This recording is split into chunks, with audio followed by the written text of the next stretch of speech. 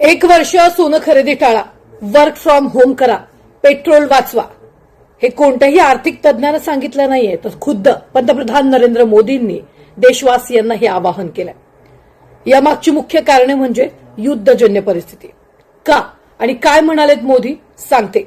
America Iran युद्ध आणि मध्य पूर्वेतील तणावामुळे सध्या जगभरात इंधन पुरवठ्याबाबत मोठी चिंता व्यक्त केली जाते. भारत जो आपल्या गरजेचा बहुतांश भाग म्हणजे क्रूड ऑइलच्या स्वरूपात आयात करतो, त्यावर त्याचा थेट परिणाम होतोय.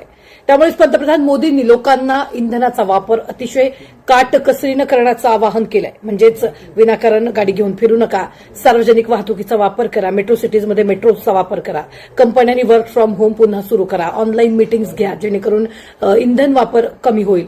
यावेळी पंतप्रधानांनी केवळ पेट्रोल आणि डिझेलबद्दलच नाही तर परदेशवारी करू नका आणि वर्षभर सोनं खरेदी टाळा असंही आवाहन केलंय. आता तुम्हाला प्रश्न पडला असेल की सोनंच का, तर तज्ज्ञांचं असं मत आहे संकटाच्या काळात लोक गुंतवणुकीसाठी सोन्याला प्राधान्य देतात. त्यामुळे आयात वाढते आणि भारताच्या परकीय चलन साठ्यावर म्हणजेच फॉरेन एक्सचेंजवर परिणाम होतो. तर याच माध्यमातून कळते सरकारचं लक्ष केवळ अर्थव्यवस्थेवरच नाहीये तर भविष्यातील उपाययोजनांवर सुद्धा.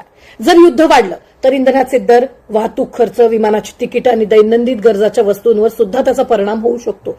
सध्या तरी कोणताही लॉकडाऊन किंवा आणीबाणी घोषित करण्यात आलेली नाहीये. मात्र थोडक्यात सांगायचं झालं तर मोदींचं हे आवाहन म्हणजे देशाला आर्थिकदृष्ट्या स्वावलंबी आणि मजबूत ठेवण्यासाठी एक सामूहिक प्रयत्नाचा भाग समजला जातोय आणि तशा पद्धतीच्या प्रतिक्रिया सुद्धा येत आहेत. फडणवीसांनी सुद्धा आज म्हटलेलं आहे की त्यांनी जे आवाहन केले ते आपण पाळलं पाहिजे.